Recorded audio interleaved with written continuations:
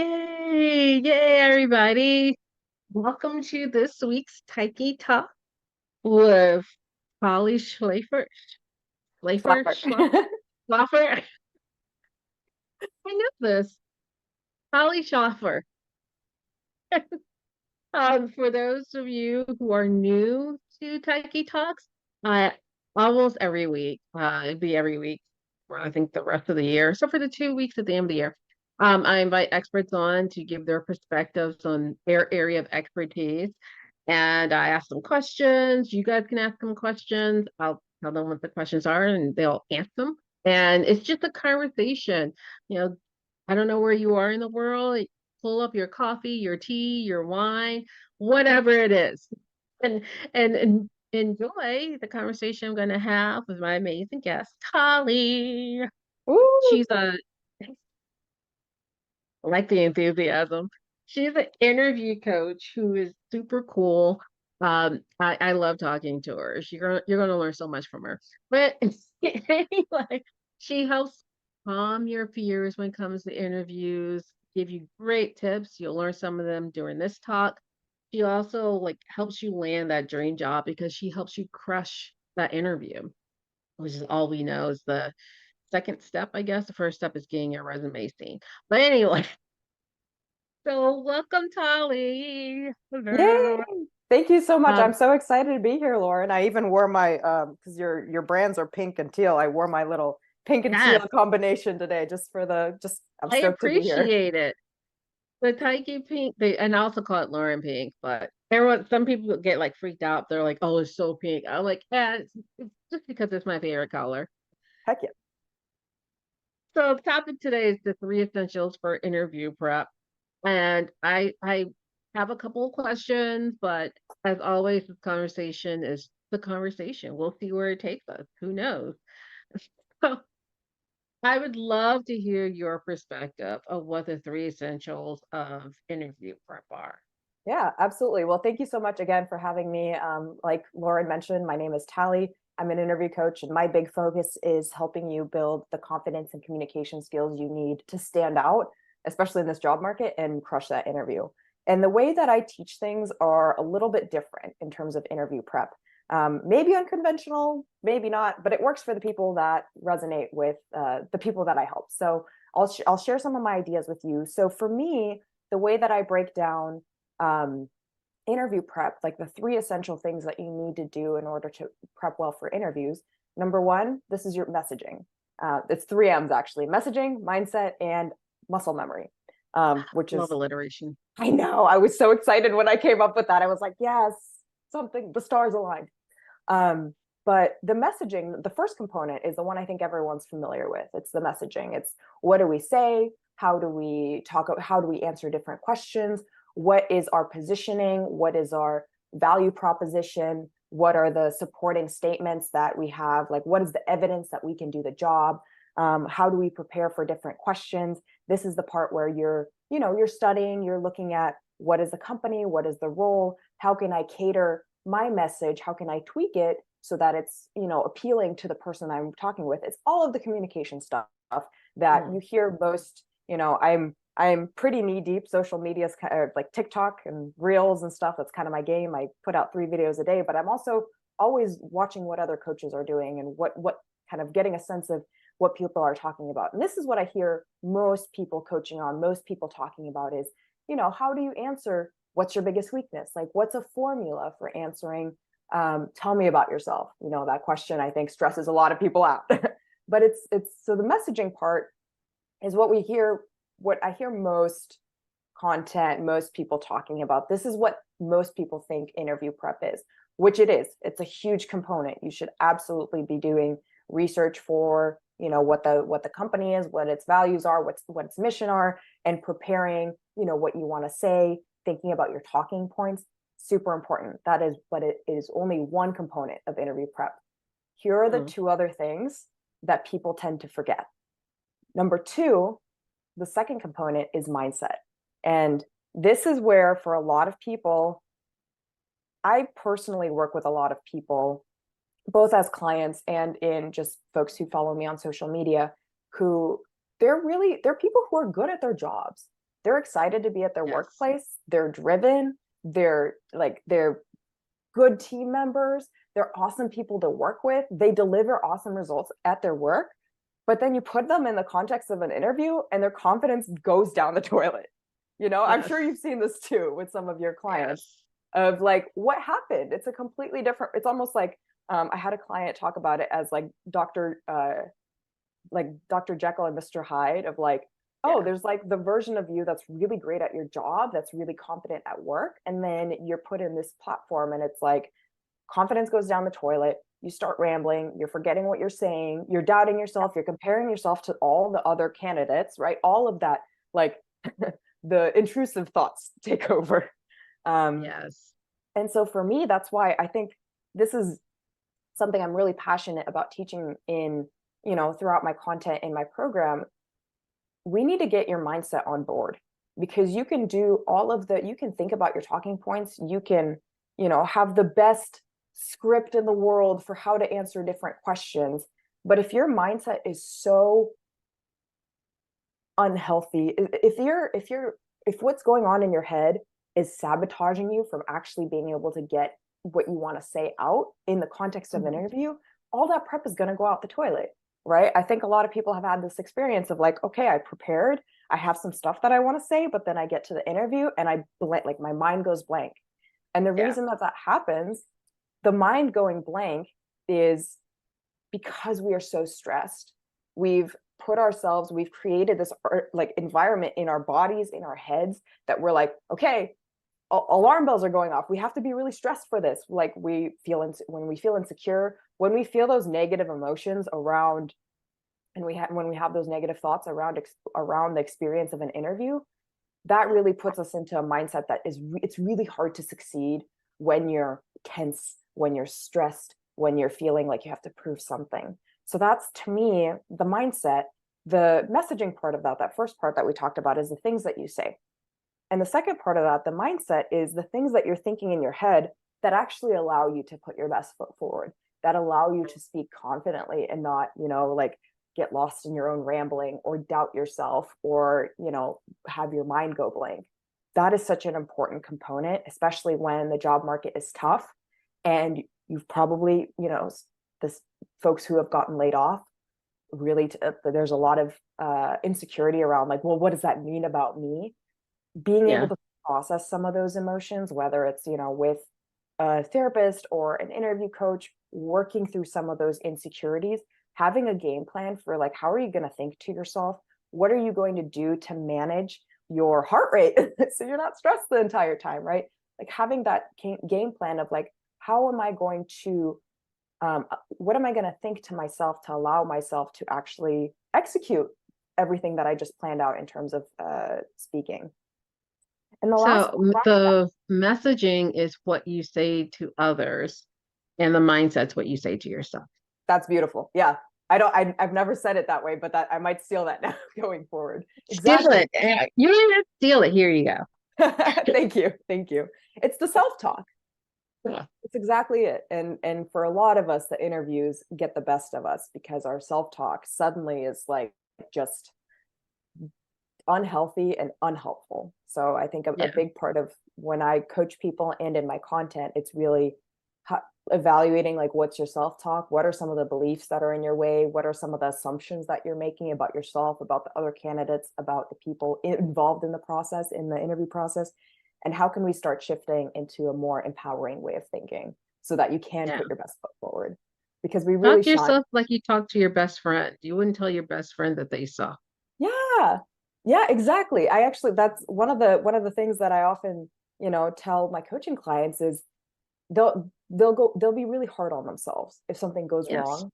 And it's like they're like, oh my gosh, I'm such an idiot, I don't deserve this job. Like that's the kind of thinking that goes through your head.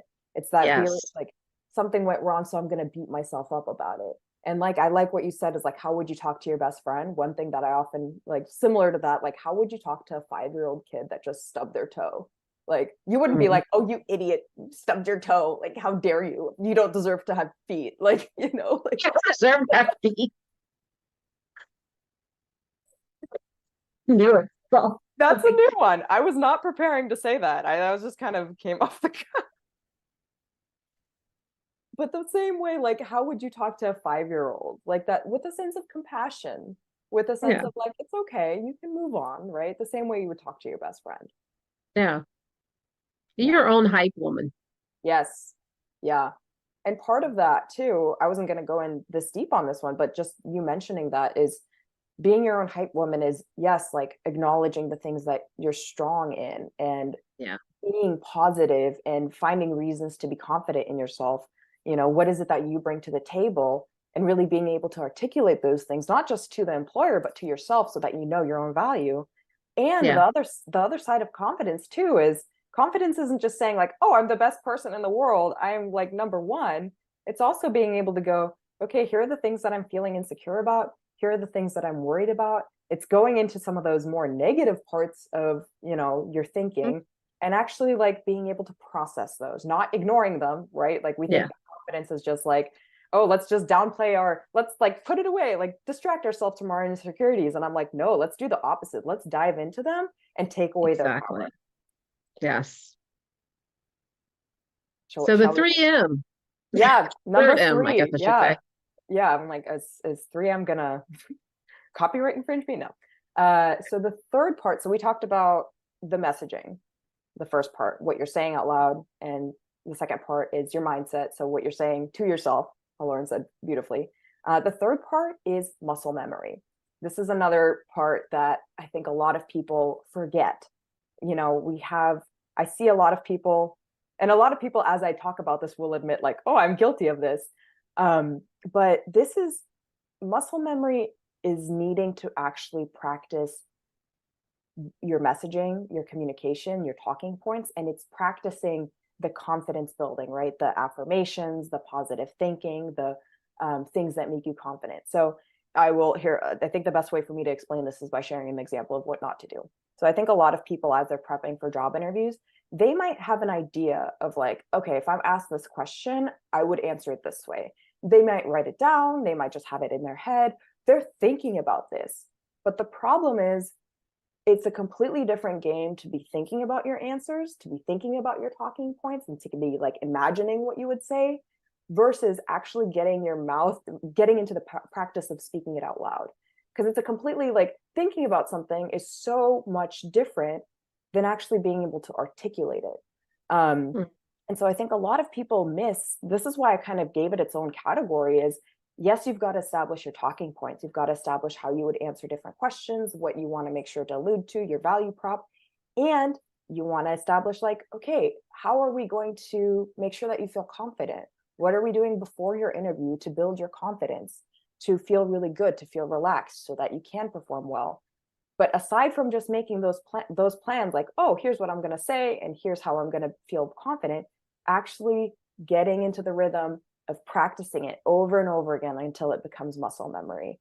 And I like to liken this to, if you've ever watched a Netflix comedy special, mhm. Taylor Tomlinson is like one of my favorite people. But like if you watch a comedy special on Netflix, that comedian has their act down pat, and it looks natural, it looks flawless, but that's not the first time that they're saying that out loud. That's not the first time they're doing that bit. They've probably done it hundreds, if not thousands of times on smaller stages in front of smaller audiences. They've had time to workshop it, figure out when to pause, figure out what things to remove, figure out things what to double down on because they're really impactful. In fact, this whole story that I'm giving you right now, I've done it at least 10 times. The first time I gave the story, it was long. And you can also imagine like, what I'm saying is that comedian who looks really natural and effortless, they've actually gone through, and they weren't thinking about their answer, right? They weren't like, Mm, oh, I wonder, like, this is what I would maybe say. They were actually going and doing the uncomfortable thing of speaking their set out loud. And that's what I want mm, more people prepping for their job interviews to do, not just think about your answers, but do the uncomfortable thing of standing in front of the mirror, set a timer for 10 minutes, stand in front of the mirror, practice saying your spiel, or go on an empty Zoom call and just like have yourself on the screen and practice saying your spiel. It's going to be mhm. so uncomfortable the first few times, It's going to be cringy. You might be sweating. The first few times you say any sort of story or talking point, the first time you talk about anything, especially like when we talk about, for interviews, you want to make sure you have stories and examples. The first time you tell that story, it's going to be garbage, right? It's going to be weird and awkward, and you're going to trip up over yourself, and you're going to include information that's not relevant, and you're going to focus too much on some details and not enough on others. So the first time it's going to be not great, but that's why we want to do it. But the more times you tell that story, the more you do what that comedian on Netflix is doing, or any comedian with a special is doing, the more you have a chance to refine it. You can also think about, like, everyone's got that friend, that I'm thinking of one person in particular, but everyone's got that friend who like takes forever to tell a story and get to the point, right? Yes. They're like, oh my gosh, like they include this random detail and this other like tangent, and it's like, oh, come on, get there.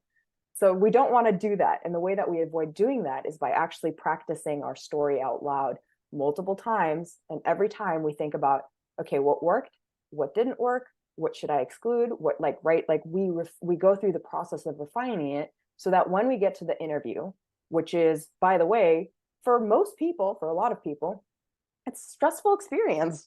And so when we get to that stressful experience, we don't want to be doing something like telling a story for the first time. We want to be able to do something that feels natural, that feels like we've practiced this over and over again, so that it becomes less stressful as well. And it sounds a lot better because you've practiced that story, and now it's as polished as you can get it, rather Yeah. than like, off the cuff, I've been imagining this, thinking about it. It's a different experience to think about something versus to actually go through the practice of having to articulate it. So Yeah. those are the, yeah. I mean, and when you were, oh, by the way, Taylor, she just got the James Corden spot. She's going to be hosting whatever show that is. That's kind of why I referenced her, because I'm like, let's just celebrate her for this week, because that was Yes. huge. I'm so excited for her. How many Tyche Talks for celebrity gossip? Yes. I think, and I kind of alluded to it, but also tell your friends like the story. Because if you're just sitting there and you're just doing a Zoom, you might think that's a relevant, detail, but it isn't. And they're like, well, why aren't they reacting? But like, I think the comedians there, that's a perfect example to see like what beats you have, that kind of thing. So yeah, try telling it to your friends, your honest friends, because there's always that one friend who just wants to be supportive and tell you how great you are. And you are great. Your story may not be. Yeah. Yeah.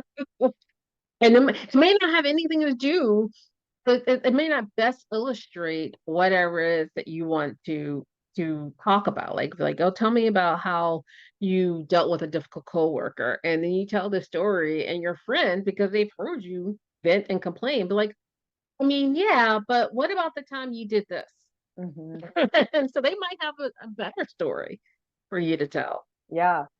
That's a really great point in terms of just getting that muscle memory. Um, here's how I would rank, like, the doing it in front of the mirror, kind of like the bare minimum is what I would say, because the mirror, it's you're practicing it out loud, but it doesn't give you the same experience as maybe doing a virtual. So I would say practicing in front of the mirror, or even like on the couch, sitting somewhere by yourself. Mhm. Next best thing, doing it in front of an empty Zoom call, because then you're actually, simulating the environment that you're going to be in. Next best thing, doing it with a friend, or, an old coworker that you're, good friends with, who's supportive, or maybe your partner, somebody who's, you know, in your direct network. I think that's Yeah. great because you're actually getting, the feedback from a real person. Next best thing, or the, sorry, not next best thing. I'm getting tripped up in my head with, after that, like the next thing that, like, I'm getting really tripped up in these negatives, but I think you guys know what I After mean, right? you talk to your friends, who should you talk to then, or what should you I do then? I think in this case, like, having an interview coach or having a career coach that you're working with, right? Somebody that can give you some of that more, maybe your friend doesn't necessarily work with interviews all the time, right? But us as career coaches, interview coaches, we're talking with people all the time about how to improve their answers. So that's going to give you some additional insights. And we also probably we're we might be a stranger. We might be someone you haven't worked with before. Whereas your friend, it's like, it's going to be very chummy. It's going to be a little easier, but the person who's interviewing you is going to be a stranger. So, working Yeah. with somebody who does this in a professional capacity, you're going to get insights that you might not from your friend if they don't work in that capacity. And Mhm. it's simulating that, we're trying to simulate that environment of you're working with somebody that you haven't worked with before. And then honestly, like the number one, I would say, is mock interviews of any sort. I don't personally offer mock interviews. I'm happy to, like, when I'm coaching somebody, if we want to work through some specific questions, but there's plenty of people who offer, mock interviews. I think you can go on Fiverr. There's a few other different resources.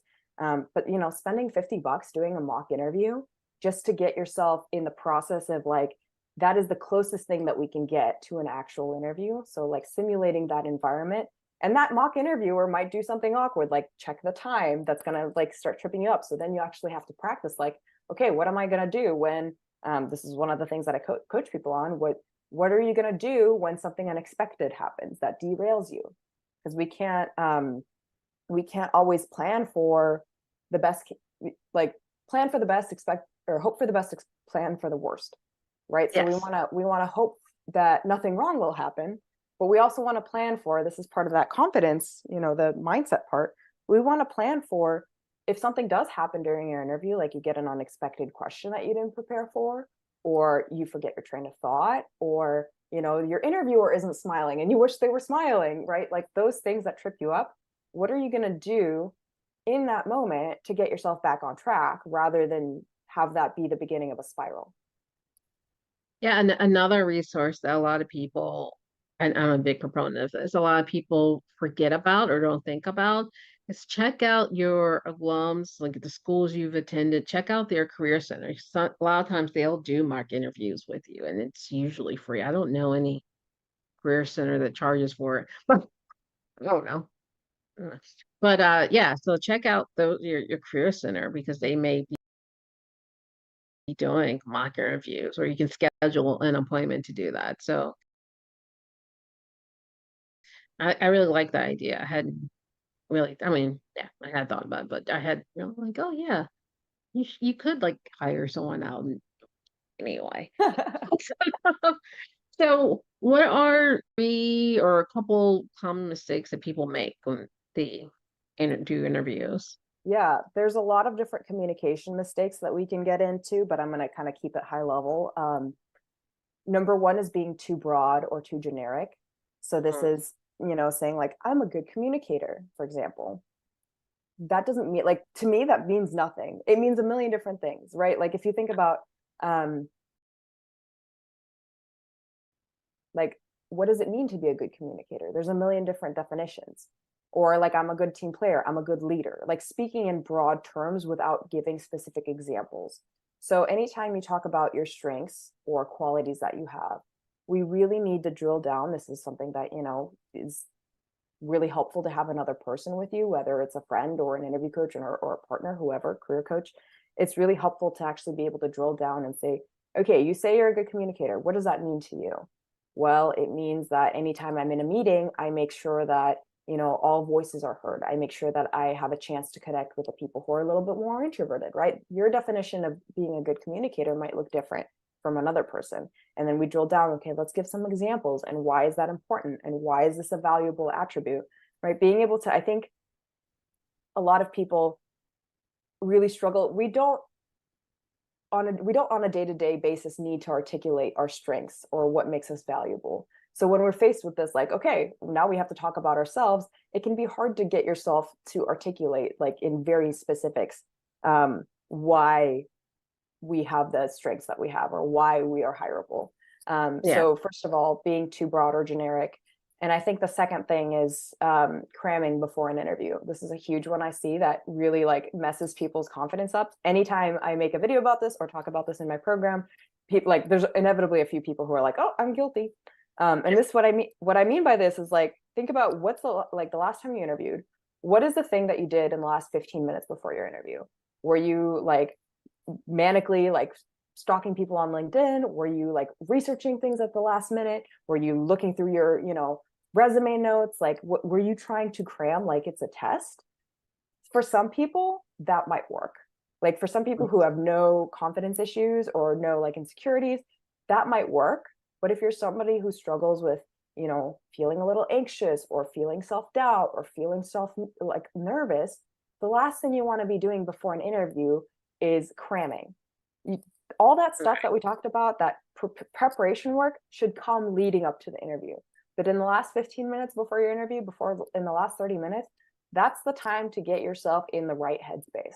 That's the time to go for a walk. That's the time to go for meditation, to journal about your strengths, to listen to some positive affirmations, to go to the bathroom and power pose and listen to your favorite music, right? And like having it, because that's what is going to, that time right before your interview is so, so precious, because that's Yeah. what is going to prime you to feel confident, to feel relaxed. But if you're just cramming like it's a test, you're basically telling your brain, like, I need to stress right now. And it's Yeah. really hard for us to perform well. We perform a lot better when we're in a place of relaxation than when we're Hmm. stressed and tense. So I think those are two really good ones. I'm happy Yeah. to go into more. I just don't know how much time we have. And one Oh, thing well, I'm working on is being a little bit more succinct. So we're all a work in progress. Progress, not perfection. I trying to think of another saying, but I can't. So I'm just gonna say it like I just said another saying. I love it. Amen to that. Yeah, we're always, that's a good reminder, I think, for everyone is a work in process. There's no like perfect candidate out there that has checked all the boxes and doesn't have anything, wrong with them or doesn't have any areas of improvement. Like you're just up against other human beings who are just as imperfect as you, if not more. I think one of my biggest advice I always tell people is that it's a or what works for me. And so this is advice I give to other people is that it's a conversation. Be yourself because ultimately people hire people they want to work with. Because Mhm. lots of people can do spreadsheets, whatever, but if they're jerks, you don't want to work with that person as opposed to someone that you're like, okay, well, they're decent. They can get better. But I like hanging out with this person. I want to talk to this person. Um, so yeah, I have to admit I haven't done those things. Muscle memory. I just kind of go in and I'm just myself. I tell stories. That's Yeah. And for some I people that works really well, right? Like it's I've all, gotten every job I interviewed for. That's not me bragging. I just, you have to get to the interview part. yeah. But yeah, I mean, I always said in my general life advice is be yourself unless you're a jerk, then be someone else. Yeah. Then work on that. And also don't be a jerk. Yeah. I think that's a really great point. So many people, especially like, I've coached people as they're interviewing for their dream job and they're like, this feels like a stretch. I know there's people out there who are more can't qualified than me or like not have more experiences, right? You could be up Yeah. against 9 other people who have more experience than you, who have more relevant skill than you, but you're the one person who like is really personable, right? Is Yeah. really friendly, is really warm. We're not just evaluating, that's one of the, you're right. This is one of the biggest mistakes. People think that we're only being evaluated on what break, like our experiences and what is on our resume. But really, like the people on the other side of the table for your interview are looking for someone that they want to work with, someone who they have good chemistry with, a good rapport with. That is equally as important as hiring somebody who can do the job, right? Once Yeah. they know that you can do the job, like that's kind of those screening interviews, those initial interviews are just figuring out, can you do the job? And once we're Yeah. getting to the later stages of the interviews, we're really trying to figure out, are you going to be a good match for this team? Do you pass the vibe check, right? Um, and so that's where like being yourself, not being overly rigid. I was just talking on Friday with her. I like to talk with as many recruiters as I can about their experiences because I think that's really valuable to hear. And she said, like, so many people feel like they have to be rigid and super formal and like very Mhm. robotic, but we want to see your personality. We want to see what it's like to interact with you normally because we want to be able to tell, like, hey, is that going to work for us or not? And if Yeah. you're unless you're interviewing for some like toxic workplace that is just anyway, we're assuming that you're interviewing for a job where there's a healthy corporate culture and the people that you're working with are, you know, Yeah. good people who want you to succeed, right? That's the assumption to all of these conversations. But if you're interviewing, the people want to know what it's like to work with you. So Yeah. yeah, let's like You got to flatten their interview. They shoulders. know you can do the job. Yeah. So And now they're like, I have who a do I want to work I have a super quick story about being rigid, and we're gonna go back in the Wayback Machine. with? Apparently, Woo! that's how you get in the Wayback Machine.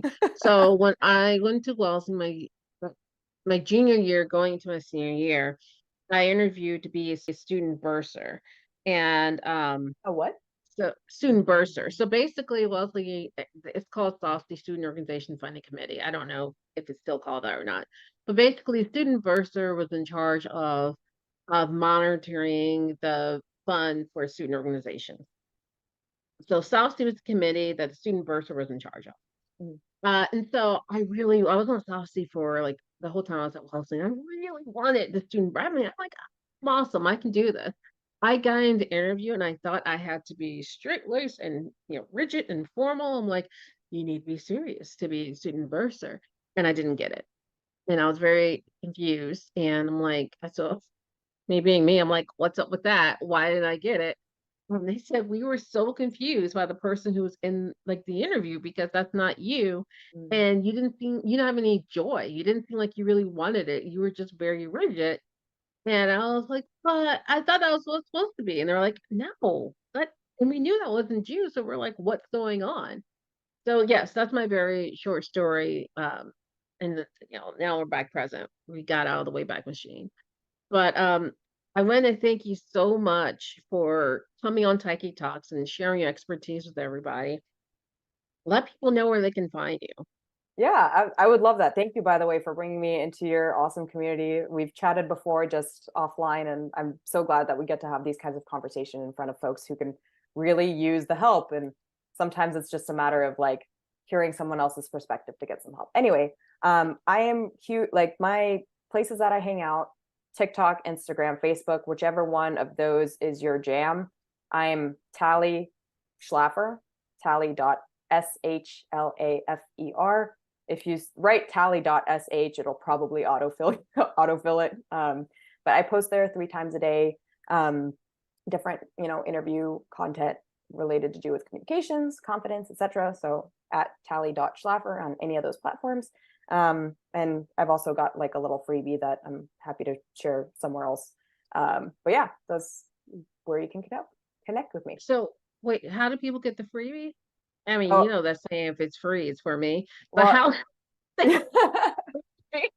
well, I realized before the call that I didn't okay it. Like as I was saying that, I was like, I don't think we okayed for me to talk about my freebie on the call. So I just wanted to be courteous. But if you're cool with it, yeah, I've got the freebie that I like to share often with folks is my interview mindset reset handbook. And what it is, it's basically it takes 15 different common fears or worries that you might be having about the interview process, whether you're worried about, get like talking about your layoff or you're worried about rambling. It takes a lot of those fears, 15 of those fears and worries, and turns them into more empowering ways of thinking. So you can think of those Wow. as affirmations. It's kind of like reframing the way that you're thinking so that you can feel more confident. So it's kind of like you can borrow my ideas for how I would think about it as an interview coach. So that's kind of my freebie having to do with your mindset. And I don't have the link off the top of my head, but I can share it with you just for the notes or wherever we end up putting Yeah. it. I And we'll talk put about it it all the up. time on my socials. So Yes, we'll put it up. Um, so thank you so much for coming on and sharing your expertise and some laughs. a lot of laughs. That was fun. Laughing at my stories and jokes. I love it. Thank you so much And for so, having me. This was a blast. yeah, I try to keep it fun. That's important because interviews are not fun for a lot of people. Like we got to make this It process more like fun and enjoyable and light. So I'm here for it. exactly. Yes. And so for people, everyone who's here and who watches this later, I just want to invite you next week. We have another awesome expert. The topic is going to be how to include mindfulness as an everyday practice, and it's with Leslie Scott. And as you can see behind me, let's see if I actually get it right this time. Like, wait. I'm like, what's the opposite? I'm having a Black Friday sale, and so the best prices for the year. You want to get in early because every day the prices go up and the discounts go down. So again, Black Friday, these are the dates. The 24th is where you can save the most money, and if you love a good deal like me, be sure to get in on the 24th. So I'll see you guys next week and check out Polly at Polly dot not slash dot Schlafer. Got it right. You got it. You got it. All right, everybody. I'll see you next week.